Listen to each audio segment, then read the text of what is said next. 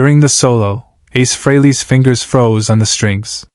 His eyes locked on something in the front row that no one else had noticed, a fan's bandaged hand.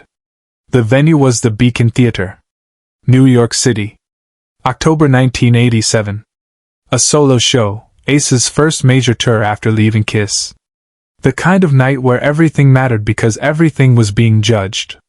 Could he carry a show alone?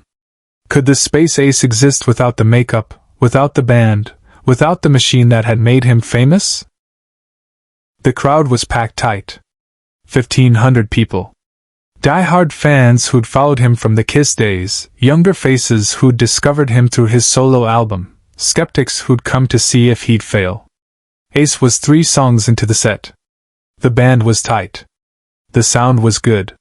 He was playing an extended solo on New York Groove, the song that had defined his solo career, the one everyone was waiting for. His fingers moved across the fretboard with that signature fluidity, bending notes that seemed to come from somewhere beyond technique. And then he saw it. Front row. Stage right. A kid, maybe 19 years old, standing perfectly still while everyone around him moved.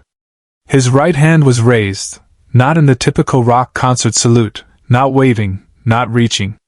Just raised. And wrapped completely in a white medical bandage from palm to wrist. Ace's playing slowed. Then stopped. The band kept going for exactly 2 more bars before they realized what was happening. The bass dropped out first. Then drums. Then rhythm guitar. Within 5 seconds, the Beacon Theater was completely silent except for the hum of amplifiers and the confused murmur of 1,500 people trying to understand why the music had stopped. Ace lowered his guitar slowly. He didn't speak. He just stood there, looking at that bandaged hand. Ace didn't defend himself. He never did. To understand what happened next, you need to understand what happened in 1978. 9 years earlier. When Ace Frehley was still wearing the silver starburst makeup and the world knew him only as the Space Ace. Kiss was at the peak of their fame. 4 simultaneous solo albums released on the same day, an unprecedented move that had made headlines worldwide. Ace's album had surprised everyone, including his bandmates, by outselling the others. The lead single, New York Groove, was climbing the charts. But success came with pressure that had nothing to do with music. The label wanted more interviews, more appearances, more personality. They wanted Ace to explain his process, his influences, his plans. They wanted him to be articulate and quotable and media-friendly. Ace wasn't any of those things. He was a guitar player from the Bronx who'd learned his instrument by feel, not theory. Who'd built his own effects pedals because he couldn't afford to buy them. Who expressed himself through notes, not words. "We need you to do the morning radio circuit," the publicist told him before a show in Philadelphia. "All the other guys are doing it. Paul's great on radio. Gene's a natural. Peter does fine. But you barely say 3 words." Ace had been adjusting his guitar tuning. He didn't look up. "I say what needs saying. That's not how this works. You need to promote. You need to connect with fans verbally. You need to." "I connect when I play," Ace said quietly, still tuning. The publicist sighed with that particular exasperation people reserve for artists who don't understand the business. "Playing isn't enough anymore, Ace. This is 1978. Fans want personality. They want story. They want to know who you are." Ace finally looked up. "They know who I am. I'm the guy who shows up and plays." He did the radio interviews. He was terrible at them. Monosyllabic answers. Long pauses. The kind of awkward silence that makes radio hosts panic. One DJ actually cut to commercial in the middle of an interview because Ace's silence had stretched past 15 seconds. The label was furious. The other band members were embarrassed. Reviews started mentioning it. Ace Frehley, the silent one. The guitarist who lets his instrument do the talking, because apparently he can't. After one particularly brutal interview where Ace had answered 12 questions with variations of, "I don't know," And, maybe, a journalist had stopped him in the hallway. "Do you even care about your career?" the journalist asked, not unkindly. Genuinely curious. Ace had stopped walking. Thought about it. "I care about playing guitar," he said finally. "Everything else is just everything else." That quote made it into Rolling Stone. It was meant to be damning. Instead, it became the quote that defined him for a generation of fans who understood that some people are built to create, not explain. But in 1978, Ace Frehley learned something that would stay with him. The world judges silence as indifference. And indifference, in the music business, is the only unforgivable sin. Subscribe and leave a comment, because some moments only make sense when we remember them together. Back at the Beacon Theater, the silence stretched. 10 seconds. 20. The audience was getting restless. Someone in the back yelled, "Play something!" Ace didn't move. His eyes were still locked on the kid with the bandaged hand. Then he did something he almost never did. He spoke into the microphone. "You," he said, pointing directly at the kid. "Front row. Bandaged hand." "What happened?" The kid froze. 1,500 people turned to look at him. Security guards instinctively moved toward him, thinking there was a problem. The kid's voice cracked. He tried again. "I heard it. Working on my guitar." "Working on your guitar how?" Ace's voice was quiet, but it carried. The kind of quiet that makes you lean in to hear. I was trying to build a pedal. Like you do. Like you talked about in that interview. The one from '76. You said you built your own distortion pedal because you couldn't afford a real one and you wanted a specific sound." Ace's expression didn't change. And I was soldering components and I burned my hand pretty bad.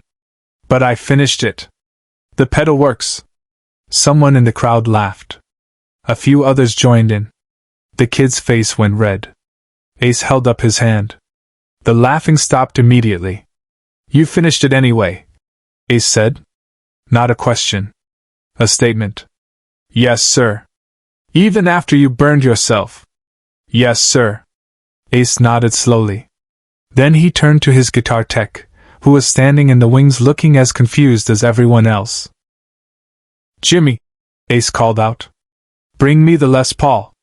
The 59. And disconnect all my effects. Every one of them." The audience murmured. The 59 Les Paul was Ace's prize guitar, the one he only used for studio recordings. The one he never took on tour because it was too valuable. And disconnecting all effects meant no distortion, no chorus, no delay.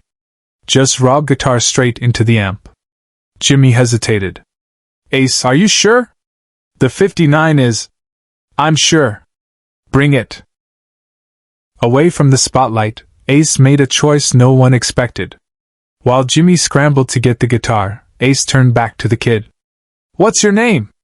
"Michael. Michael Torres." "Michael, that pedal you built. Did you bring it?" Michael's eyes went wide. Yeah?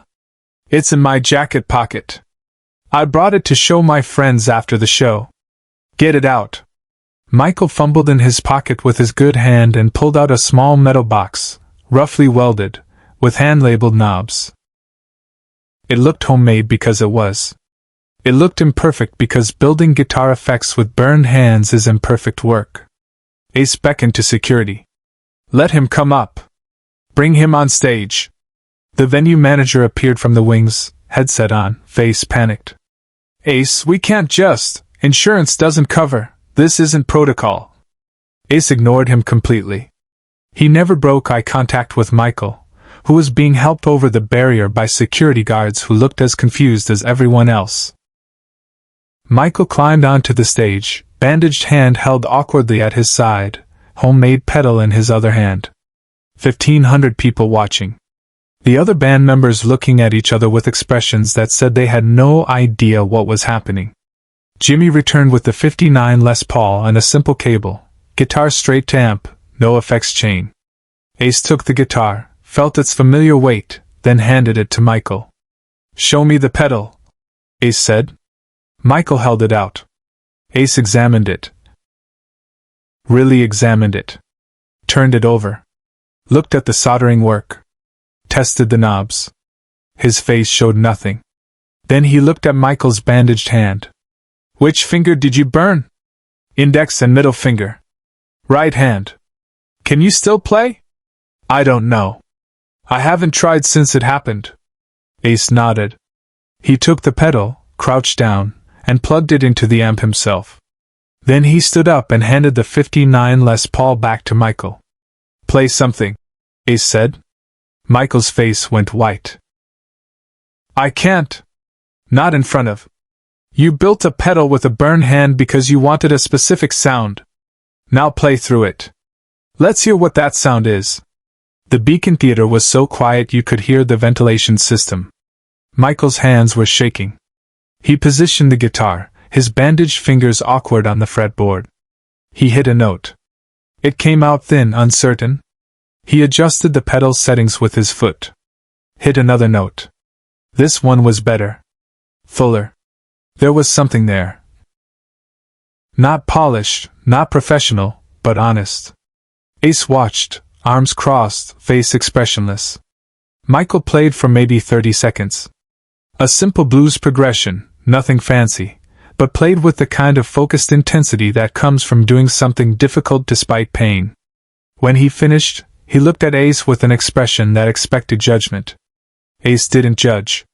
He simply took the guitar back, looked at the pedal settings Michael had chosen, and nodded once.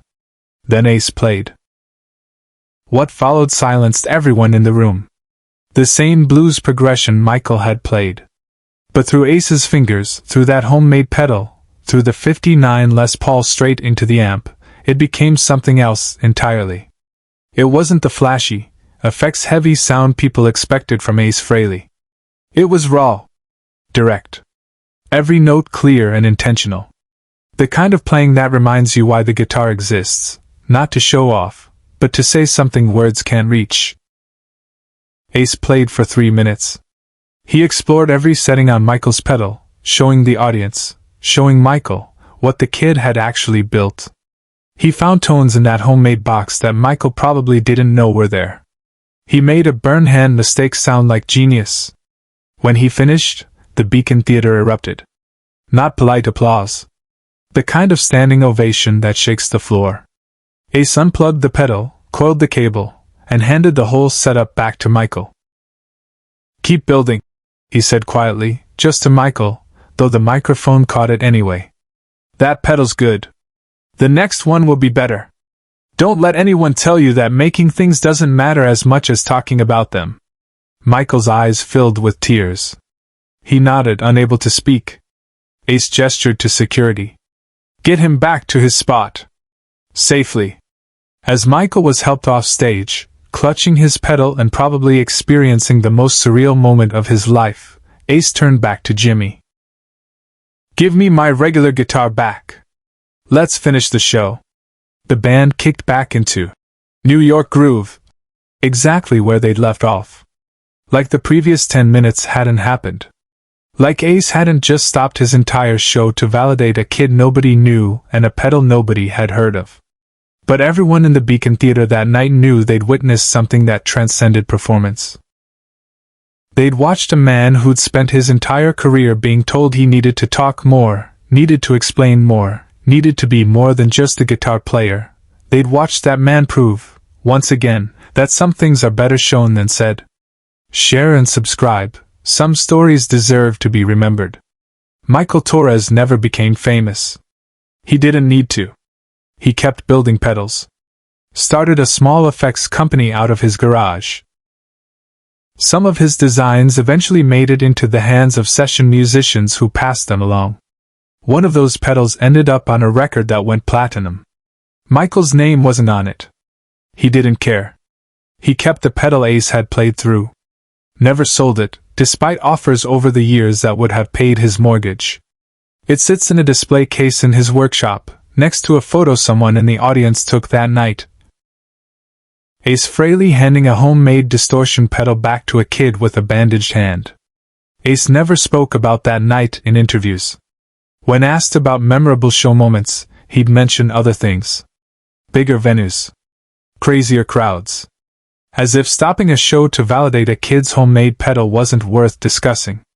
But 40 years later, people who were there still talk about it. They describe the silence. The tension. The moment when Ace Frehley proved that greatness isn't measured in words. Michael Torres kept building pedals. His company never got big. He didn't want it to. He makes effects for people who care about sound more than brand names. Musicians who know. And in his workshop, next to the pedal Ace played through, there's a quote he painted on the wall. Real power doesn't announce itself. Ace Frehley taught him that. Not with a speech. Not with advice. With 3 minutes of playing through a burned hand's creation. Share and subscribe. Some stories deserve to be remembered.